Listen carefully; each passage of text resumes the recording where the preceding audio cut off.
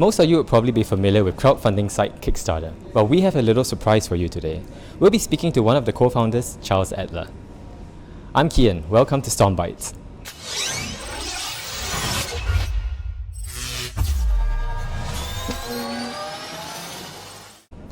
Hi Charles, welcome to Singapore. Great to have you here. Thank you.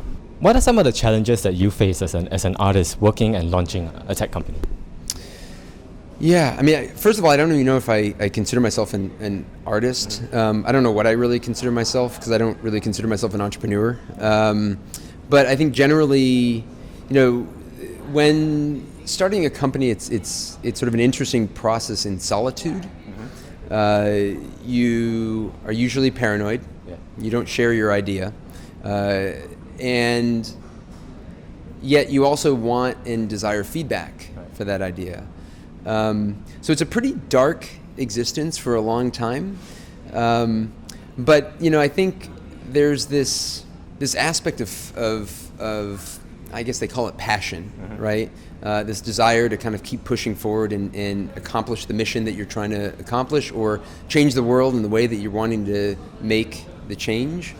And there's a bit of a psychology to that, psychosis to that, which keeps driving you. And so there's this tension between the solitude of protecting that idea and the tenacity that it takes to get that idea out into the world. Now, what made you leave Kickstarter after 5 years? Yeah. So like from the beginning to the end. So I think it's pretty simple. I was turning 40. I had spent 7 years building Kickstarter with my co-founders up to that point, and building the team around the platform, and we'd accomplished a lot. I will admit that I didn't feel like I was necessarily done, but you're almost never done, right? You're never done raising your child, right? And for all of us, I think it was definitely our baby, but I also felt like, as a guy who was turning 40, that I wanted to see what else I could do. And there's a few ideas that I'd been kicking around and experimenting with that I wanted more time and freedom to explore. Yeah. So what are the 3 biggest lessons that you have taken away from Kickstarter? Well, I think lessons from Kickstarter, or at least bringing it to market, I think the one is focus. I think it's really, really easy to be distracted as an entrepreneur. Everyone's giving you advice when you do actually share that idea that you have, especially when you're out, everyone's giving you advice, and it's coming from all ends of the earth. And it's very easy to be consumed by that advice and get distracted by that advice. So focus, and then a connection back to why you took that leap of faith in the first place.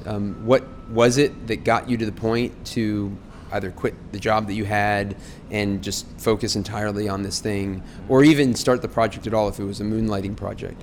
And then I think the third piece is, if you get to the point where you launch, if you get to the point where you share that idea with people, the water changes. If you get successful or if you don't. And so I think there's this aspect, once you get out, of having potential of losing the plot. Like, again, why did you do this in the first place? So that's this other aspect, which again goes back to why did you take that first leap, and reminding yourself like why you did this. Remember what the plot was.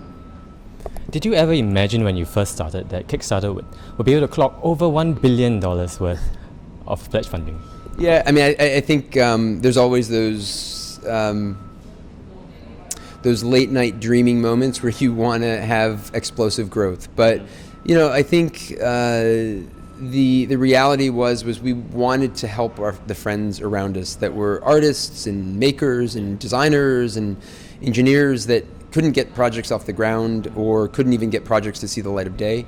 And that bummed us out, that depressed us. And so really the ultimate was seeing our friends' projects come to life and their friends' projects come to life. And we knew that it was a project bigger than the community of people around us, but yeah. Okay, thanks for talking to us today, Charles. Yeah. All right. Hi, I'm Kian, and you're watching Bytes.